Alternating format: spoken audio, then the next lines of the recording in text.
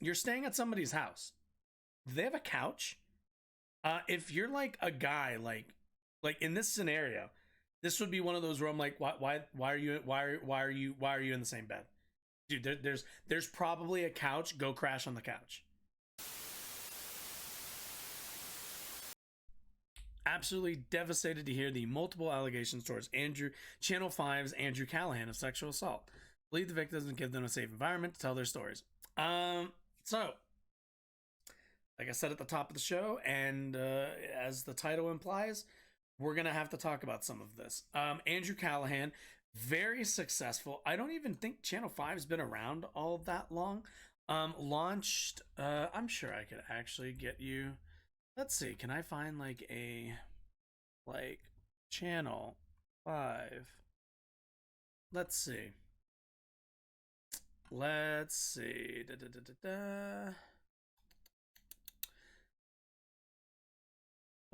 Let's see. When do we start? Doing things media, all gas, no breaks. Launching Patreon page.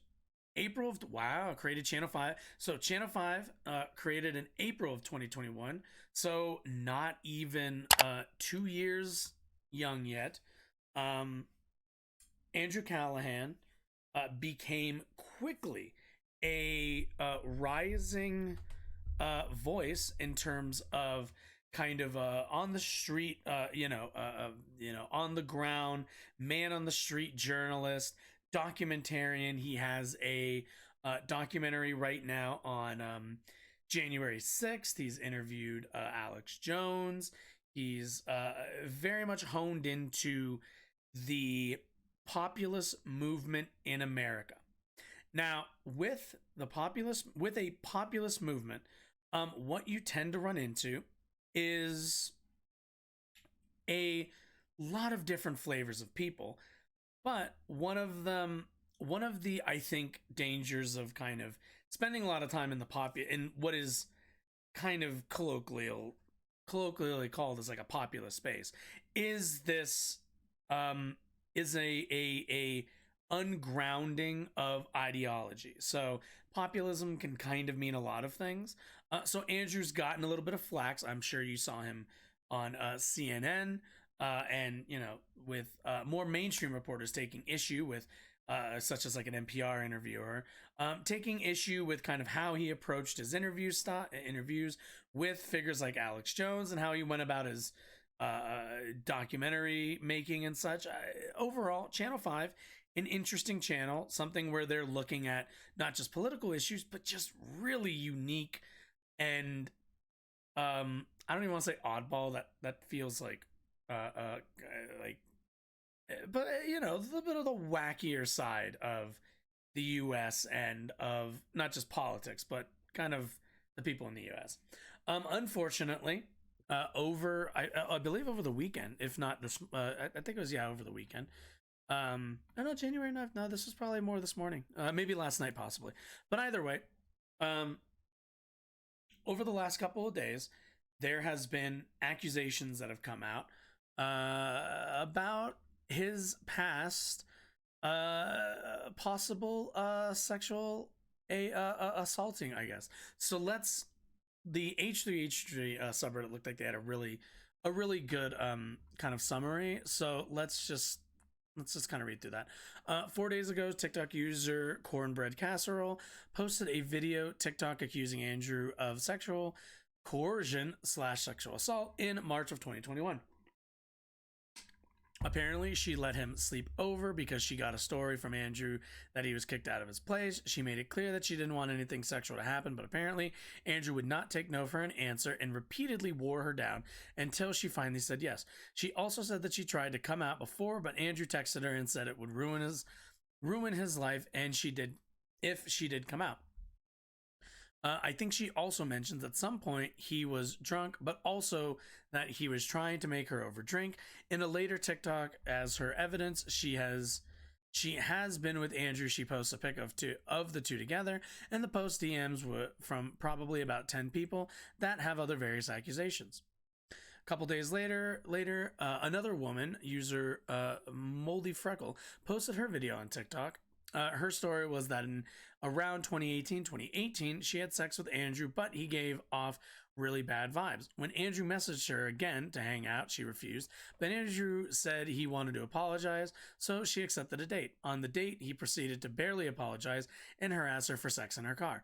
When she refuses, he then asks for a drive home. She accepts, but once in the car, he sexually harasses her, even putting his hand down her shorts without consent, and refuses to leave when she asks him to.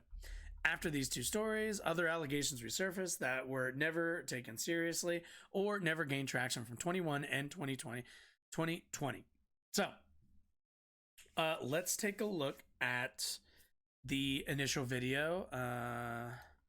Luckily, somebody's put it nicely on YouTube. So let's kind of let's walk through a bit of this. Okay. Let me also. I'm gonna shrink myself here for a second. Just to kind of make sure we're seeing as much of this. Let's do that. Sweet. All right, let's go. In a million years thought that I would be making this video, and I'm shaking because I've tried a couple different times and haven't been able to get my point across, but I don't like seeing abusers get platforms. And my abuser, Andrew Callaghan, also known as All Gas No Breaks, Channel 5, and whatever his new HBO show's called, I forget, has been plastered all over my news feed, and I've tried to come to him person to person and try to get him to take accountability for what he did, but his version of what happened the night that he assaulted me is so skewed. So I will tell you that he did eventually get consent. And that's the main point, is that he eventually got consent because he wore me down. He told me... All right, so off the bat, let's kind of talk about this. Off the bat, I think the lines of where kind of we draw sexual assault and sexual harassment are complicated. They are complicated. But with that, we need to have an understanding of I think an understanding of what people perceive as the normal way of kind of engaging in sex and with asking for consent, and kind of the what I think is fair to simply label as coerced consent. We kind of understand this from, at least from a leftist perspective. We should be able to understand this in terms of the way our system of capitalism works, in the sense that you are not forced to work, but what you are is forced to work to not starve. So essentially, are you first forced to work for any individual? No, of course not. You have the freedom to work wherever you want and for whoever you want. Unfortunately, what you don't have the freedom to do is choose to not work for somebody, for the most part. So this is the case where if you want to eat, if you want to not die of starvation, not be homeless, not any or not be left in an extremely negative financial and social situation, you must, bare minimum, be creating value in terms of profit for someone else. Bare minimum. Absolutely bare minimum. And it's the same, and we all understand that as being coercion. That's coercive when your society is formatted in a way in which you can't help some of the, there's no amount of wanting to not work for somebody else that will get you food on your table and a roof over your head. There's not a version of that, right? So we understand that kind of coercion. That same kind of coercion is absolutely applicable when we talk about sexual relations.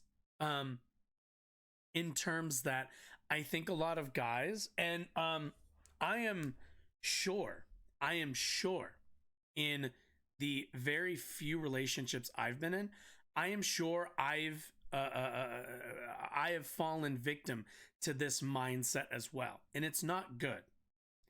And it's simply that I think men a lot of times have the expectation, and I think this is through kind of you see a lot of it in media, you see a lot of it in kind of the way we portray relationships. We see a lot of it as men always chasing women, right? And in the sexual context, if you've ever watched TV, I'm sure you're familiar with the scenario of, like, you know, the male character who's really into the female character. And you know, a perfect example of this is Roger. You ever seen Sister Sister? Wonderful show. Roger is a perfect example of this. Somebody who is dogged in their pursuit, somebody whose goal is to wear down the women he's interested in, this case being the two main characters, the sisters. But like, we look at that character, and through the show's lens, we're supposed to find camaraderie with the two sisters in terms of Roger being kind of annoying, but also the other aspect of that character is you're supposed to kind of find it, I think, endearing. And while and I think that's it's not just damaging, it's also one of these cases where I think men get it in their heads, and sometimes it's, I don't even know how much of it's societal so much as it's you know, it's you know, if you've ever played video games, if you've ever really done anything, there's always the brute force method. You know, if you've ever played Skyrim, you know, you can pick the lock or you can hit the button and just brute force the lock open. And like, I feel like a lot of guys sometimes don't see that coercive kind of wearing down of somebody's, like, somebody's already given, like, this woman's already given her opinion, she's already said whether she wants to engage in this.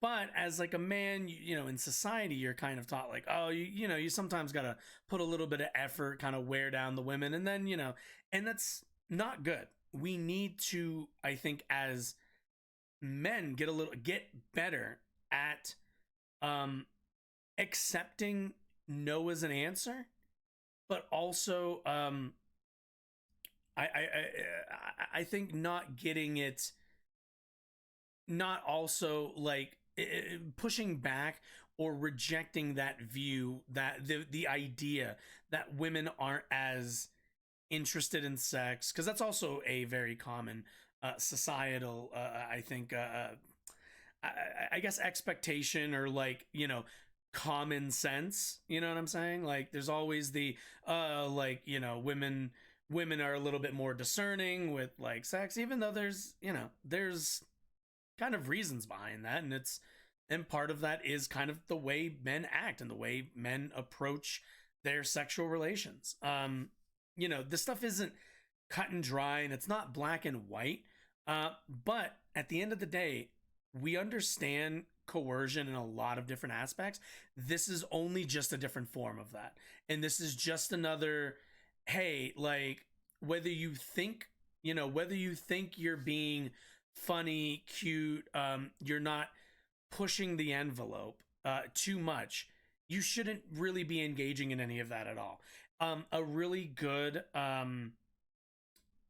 you know, a something that, like, I think guys need to practice more, and honestly, honest to God, it really, I think, needs to be, you know, being more straightforward with your um you know, with your ask for sex, but also, you know, be better about giving, about like not asking in a leading fashion, and not making, you know, and expressing, I think also this goes back to some of the ways where men are socialized, also expressing that, hey, like, you know, it's maybe it makes you, maybe it hurts your ego, and that's okay to open up and be vulnerable about the way that makes you feel.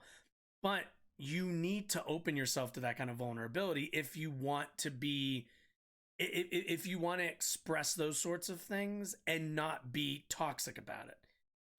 But either way, I know we're gonna handle that in the second half, at the end of the show, this kind of advice stuff. But my point is coercion.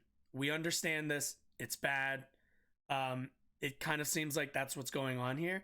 Not a great look. Not a great look at all. But let's keep hearing her out. He needed a place to stay for the night. He had some sort of falling out with one of his crew members or whatever, and I was very clear about the fact that we are not hooking up. He gets Right in my there. bed and wears me down to the point where I eventually do agree to do things that I wasn't proud of. And I wasn't. Now, should Andrew, here's like the first thing. You're staying at somebody's house. Do they have a couch? If you're like a guy, like in this scenario, this would be one of those where I'm like, why are you in the same bed? Dude, there's probably a couch. Go crash on the couch. This is one of those scenarios where the act of kind of already taking up that space already creates like this expectation and this coercive kind of vibe, I think. This is already not great. Proud of them and thought it was my fault for so long that I continued to be nice to him after the situation. He wouldn't leave my house the next morning. Leave people's and then houses. As time went on and I processed things, I thought, you know what? Just because eventually I said, okay, whatever, because I was trying to just get the whole night over with so that it could be morning so that he could leave. It doesn't discount the fact that I told him no. I told him no so many times prior to this. I said, I'm tired. I'm not really feeling it. I came up with any excuse that I possibly could to just get him off of me. And he's still. So I think a knee-jerk reaction. I talk a lot of times, or at the very least, I really try to emphasize being honest and not like from a man's perspective, being honest and being open and not kind of playing around the edges with what you're kind of feeling and how you're feeling about certain things. I feel like there's always this knee-jerk reaction from guys to be like, okay, wait a minute, I need to be open, but like, why didn't she just say, hey, no, like why is it you're making up excuses? Just be straightforward. And like, I understand that instinct to be like, wait a minute. Your advice, like, my advice to all guys is like, be honest, be open, be vulnerable, be I think I said be honest the first time, but like, be honest and be open about that, right? And my advice to women would be the same, of like, hey, like, in these scenarios where you're uncomfortable, any of these things, I would always make the section of like, be honest, be like, hey, I'm not cool with this, can you go on the couch, do something, right? So that would be kind of the, I guess, uncontextual advice. But what we need to also remember is, for most guys don't go into women's, like Andrew Callaghan in this example enters this woman's home, occupies her bedroom with probably absolutely no fear and also no anxiety over the possibility of being assaulted or being put upon in any kind of way. Women do not live in that universe. Women do not live in a space where they are unafraid, where they are not, at the very least, so there is not a social expectation to be ready for assault at almost any moment. How many times how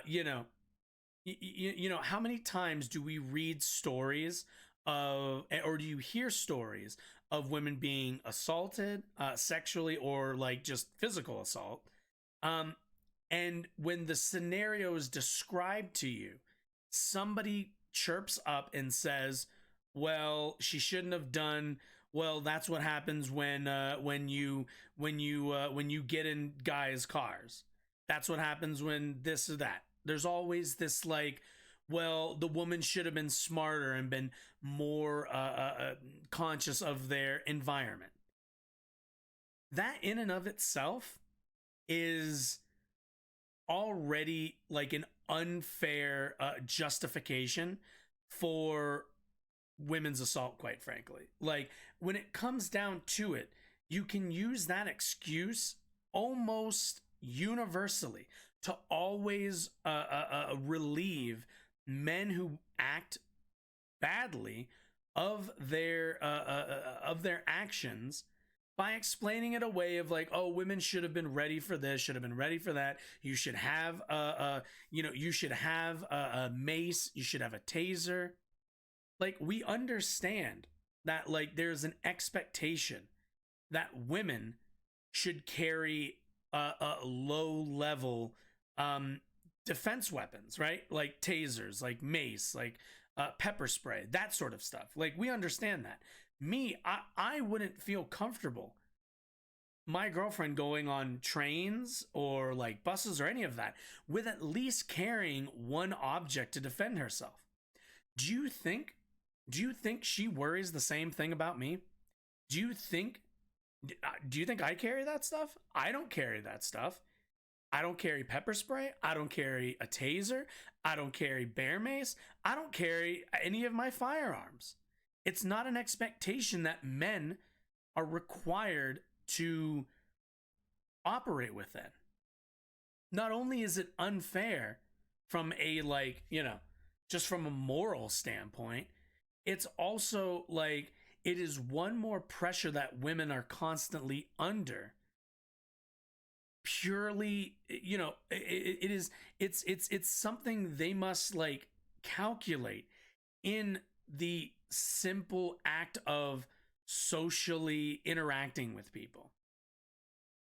So like when we talk about being open and honest, it does go both ways, but I do think men as a gender broadly need to be better about this and need to be better about creating open spaces so that when stuff like this happens, the man's not going, well, I eventually got consent. And she goes, well, yeah, you eventually got it by constantly bothering me. Like, it was the only thing I could give you to get you off of my like person. One. And two, you avoid these sort of situations where guys think that it's just okay to go and share a bed with a woman that they already told you they don't want to, get down with you like that. Go sleep on if you went over to your friend's house, if you're a guy, you go over to your guy's friend's house, you sleeping in the same bed as him under all of these circumstances? No. You're probably crashing on the floor. You're crashing on the couch. You're crashing in a neutral space. And it's because it's at the end of the day because of this weird the social, I don't want to say weird, but the social programming that goes into a lot of these sort of relationships that men and women are supposed to have. And it creates damaging stuff where, I don't know Andrew. I don't know Andrew as a person. I don't know this woman as a person. I'm sure if you asked me before this, I would have been like perfectly fine people. I'm sure both of them are perfectly normal, perfectly well-adjusted people. And for most guys, I think it's, it's like these little things that we're not aware of. And it's hard.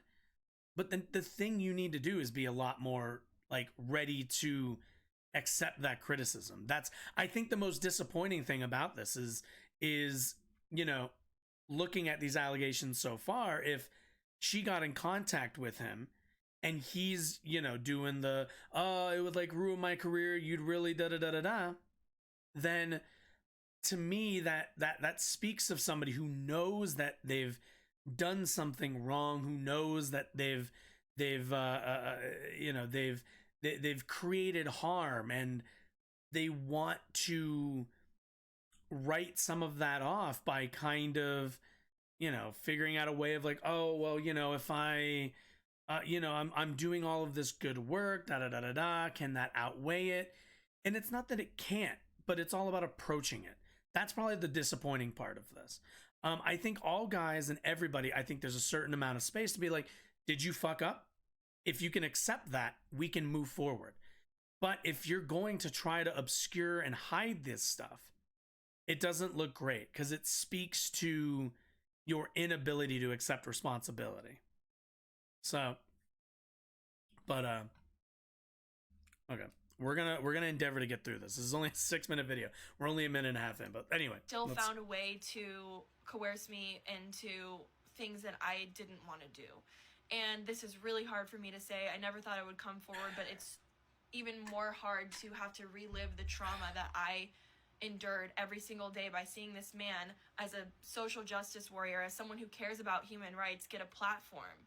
You shouldn't be supporting him. And at the end of the day, like... Also, I want to say, I do think, so Andrew's politics are, as far as I can tell, they're a little bit, I'm not comfortable in saying he's really a leftist. I think he's a person who is interested in a lot of the kind of more obscure shades of our political kind of populace, but I'm not 100%. I can't say he's a leftist.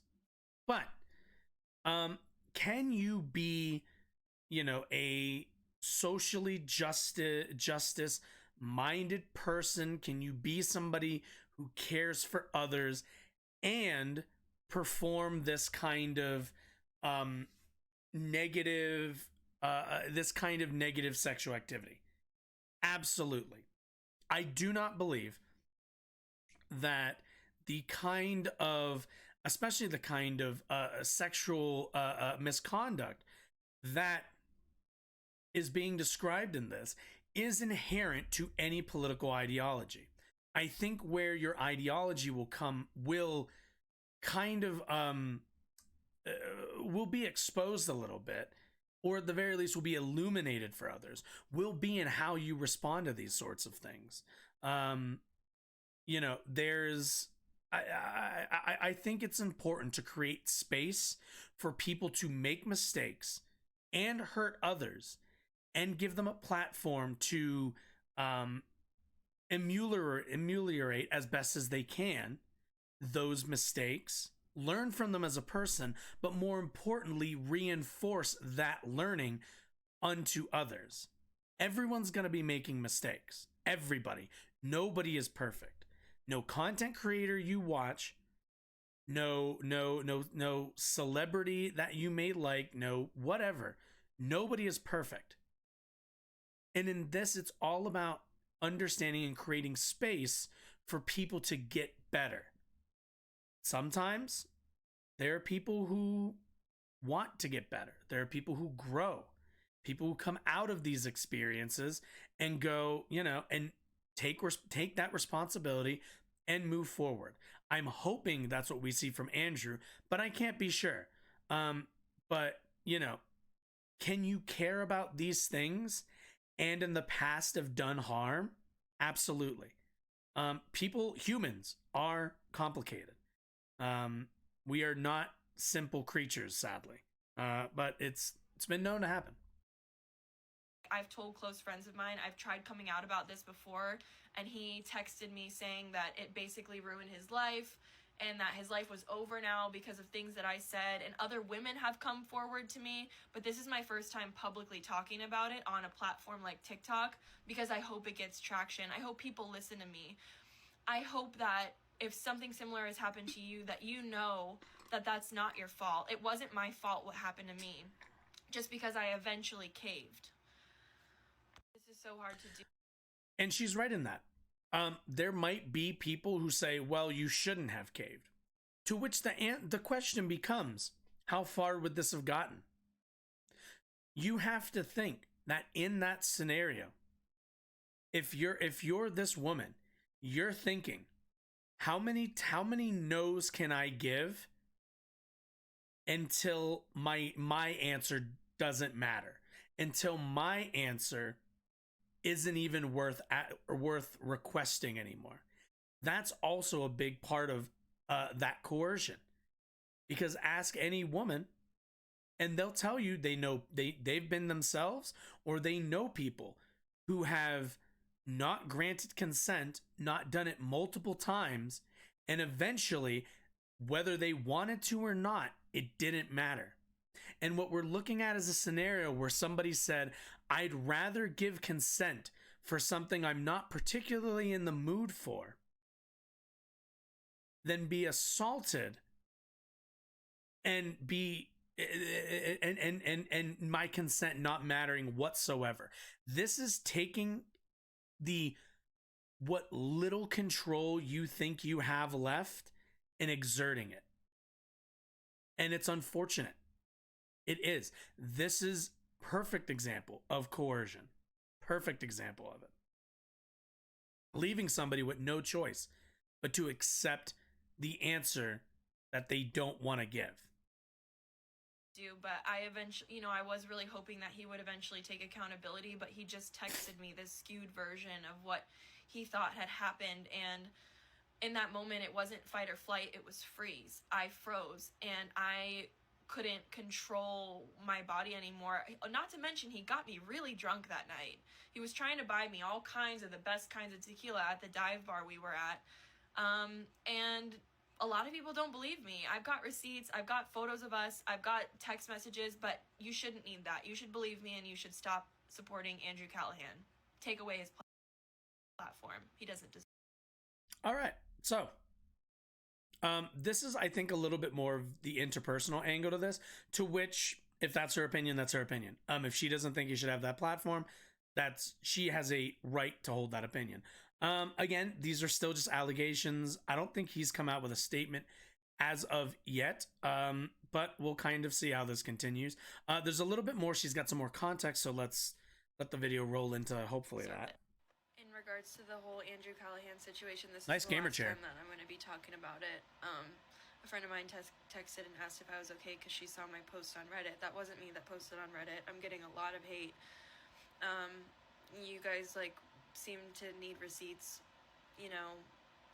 Someone speaking up about their story isn't enough, so I'm gonna share with you some, I guess. Also, I want to say, I don't think asking for receipts is, I know a lot of people, so there's obviously peoples of Andrew, people of Channel 5, people who are fans of Channel 5, who I'm sure are kind of making a meme out of the receipt talk. And you always kind of see this with this sort of stuff, is there's always people who disingenuously are going to ask for hard evidence, or will kind of set the bar of what is acceptable evidence rather high. I do think there is, especially when you're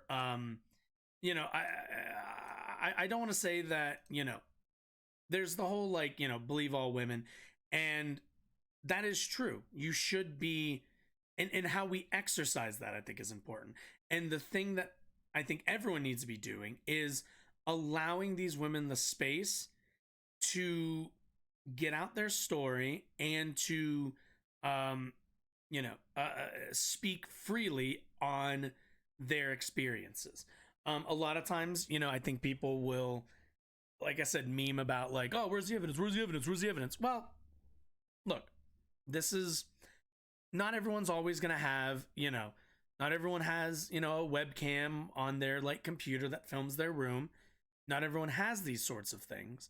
So we have to kind of take it with a certain amount of understanding that, that I think concern over, especially when you see kind of multiple accounts of this, that should kind of raise a red flag for you. A little bit of okay, one person coming out, it's not great.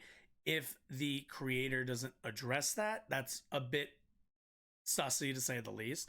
If they do, then you hear out both sides, and at the end of the day, it's up to kind of the audience to make that decision of how much they believe either side. That's kind of without having any kind of legal apparatus to figure this stuff out. That's about as best as we can get.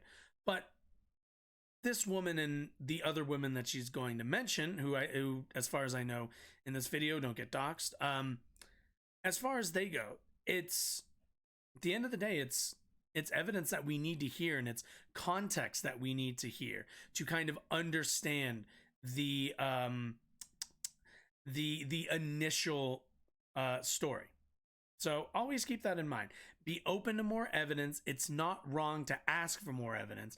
It's always about being careful and not to frame evidence as some kind of I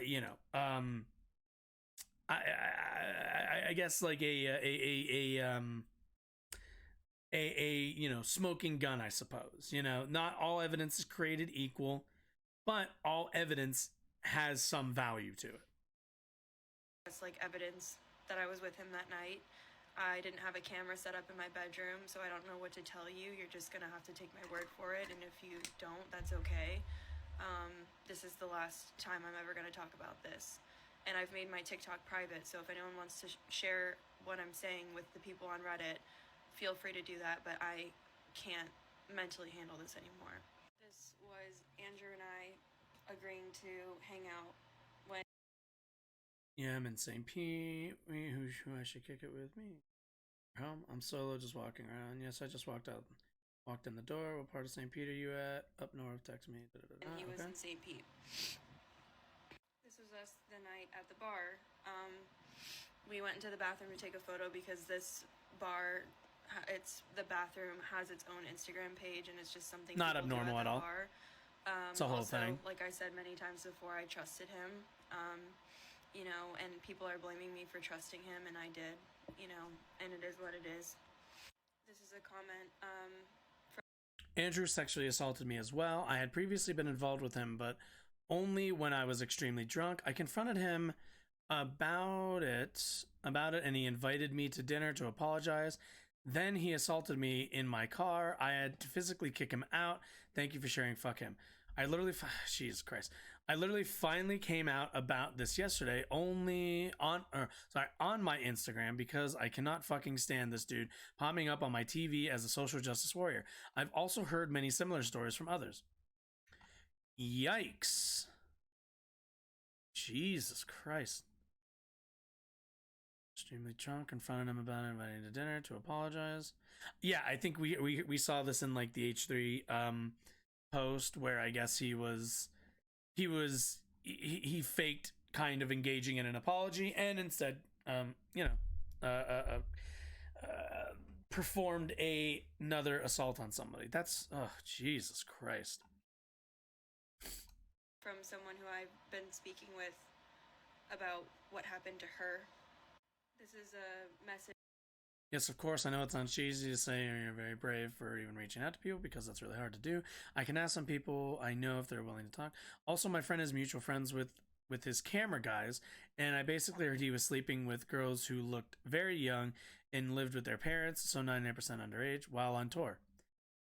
Yikes. Okay. Message I got about a year ago from someone who said that he has been known to associate with underage girls. This is the story from the same person of her experience. Pretty much all of them have ever had uncomfortable situations with him, been assaulted, or know someone who has. The situation that I was in was at a party probably 3 years ago, and I thought he was cool at first, and we had a pretty good convo, and then we basically went into a room kind of isolated from everyone, and he was really pressuring me to go to his house, and I said no multiple times. He kept pushing and pushing. As you know, he's a very tall guy, and I'm only 5'4", and I was pretty drunk, obviously, because party duh, and I feel like he was blocking the doorway, so we were in there for a while, and luckily my friend came to check on me. Okay. So, I mean, this whole, like, I talked earlier about kind of the, like I mentioned earlier, the kind of I guess physical and what's the word I'm looking for? The kind of social awareness that women have to operate in social spaces. This is another one. When we talk about like, no guy is concerned when women are a certain height or if they're taller than them, right? That's not like, I'm 5'5", right? I'm not like concerned about like women who are taller than me in any kind, in any kind of physically threatening way, right? Like that's not something I'm ever worried about, and that's not something I don't think most males are worried about at all. So like, these are the sorts of like scenarios where, even if Andrew is being is trying to be fun but still be pushy, he's still taking advantage of these social situations, these social social pressures to, at the end of the day, get the thing he wants, which is sex at the end of the day. We've heard, I'm sure you've heard stories of women who are who have friends who will text them on dates to kind of bail them out or not bail them out. It's kind of stuff like this where when dealing with, and part of this also comes from a socially reinforced idea that men are more violent. I don't think that inherently, but I do think society pushes men, and through the through what is perceived of the masculine ideal, pushes men to be more violent. I do think that. I do think the social programming does that. I don't think that that's how men are inherently. You can pause to read any of this stuff. This is about how he was canceled on his French Quarter confession show when he went to Loyola because of the same sorts of allegations. Loyola because of was canceled. There we go. Of course, I'm also still trying to gather more details, but I was a few years ahead of him at Loyola in New Orleans, and I've heard he got canceled pretty bad, but it was kept on the down low. But that's why he was replaced on his show French Quarter Confessions, and he doesn't speak much about that and New Orleans anymore. We're trying to get more info to further support. Also, Tim Heidecker viewed my story, your TikTok reposted, so we know he is aware. He is one of my favorites, so I am hoping he pays attention and takes action. We got you. I know how hard it is to come forward, especially when your abuser holds a position of power. You're so on his so brave. French Quarter confession show when he went to Loyola because of the same sorts of allegations. You can pause to read that. Just another story. He's got a list. God damn it! Didn't even explain that one. List. Another story. Hey, I just want to let you know I went to school with Andrew. He pulled the same shit with me and a friend of mine. He frequently Airbnb listed his place and did the I need somewhere to stay tactic, which feels very intentional. He also used to try and tell people he was on a male birth control injection. That just sounds painful. I'm very sorry this happened to you. Did gross it feels. People praise his politics. Okay. Someone told me that he told them he has a list of women that he gets to give him head without reciprocating. Like, truly disgusting. Also, maybe too much information or uncomfortable, but he thinks the clitoris is inside of the vagina. It's actually embarrassing for him that he's this gross. We shouldn't feel bad because he sucks. Lol. He's got a list of, fellas. Come on now. Get it together. Get it together, boys. So I don't know if this dude. So they mentioned New Orleans. Is he? Let's run with an assumption that he went to school and grew up in the South. This is what happens when you don't have proper sex ed. This is what happens. You end up not knowing where these certain body parts are. Women who he gets to give him head. Another instance. I'm so sorry you messaged him and he didn't do anything. That's incredibly disappointing. Yeah. We're listening to you in New Orleans and in Austin. My friend lived with him for a while and apparently sexually assaulted their other roommate, who has been terrified to come forward. You're helping a lot of people sharing this, and I'm sorry some people are so thick in the head that they don't have compassion and can't even educate themselves on consent. People really out here pretending to care about women until their favorite public figure violates a woman, then it becomes inconvenient for them. Yeah, that is a that is a thing that happens. When it comes to, again, I think if there's ever anything to say to anybody, in terms of, public figures, we live in a very socially I guess capitalized world, you could say, right now. And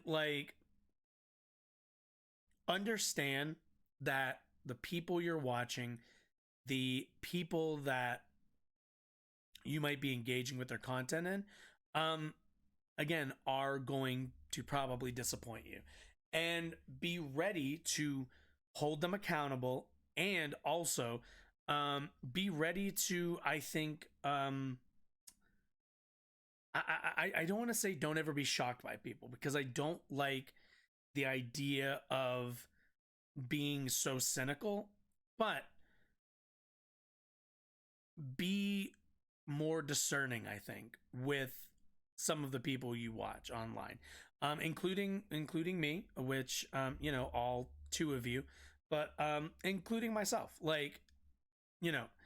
People make mistakes. People are, when they get up on these platforms, they, at the end of the day, are, putting on a certain affect to their personality. For me, I'm rather antisocial in real life, and I'm much more reserved in real life, but I come on here and I'm a lot more loose, I'm a lot more loud, I'm a lot more engaged. I'm not as much in the real world. In the real world, I'm definitely a bit more reserved. But it's the, just kind of be wary of people, it's, of sexual assault, and I'm keeping these people private, and they've all consented to me sharing their stories, and I'm doing so because I've already put my face out there. I'm already getting all the hate. Which is the hardest part. Somebody has to be the person to kind of throw to raise their flag, to allow others the space to also raise their flags with their experiences. This is really disappointing. So far, as of now, these are still just allegations, but with the quantity, and kind of the very similar pattern, it's not great. It is what it is. Great at all. There's another story. I just wanted to say, in response to your most recent post, I've heard through the grapevine of Andrew begging girls for sex till they said yes, and I have a mutual who went on a date with him. He used the same excuse, fall out with the crew, and needed a place to stay. She said no, you have money, pay for a hotel, and then he got pissed as fuck. Okay. More people saying that they've heard about this before. Another story. Andrew, wait, did I look away for literally 2 seconds? Jesus Christ, we're okay.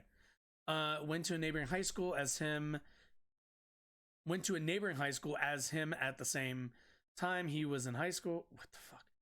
Not the first time hearing about something like this. Receipts. Okay, this person. This is what I mean. Calm the fuck down. This sort of defense of people of receipts, chill out, all right? Let people give their thing. Stop being so damn eager to defend somebody who, quite frankly, can defend themselves.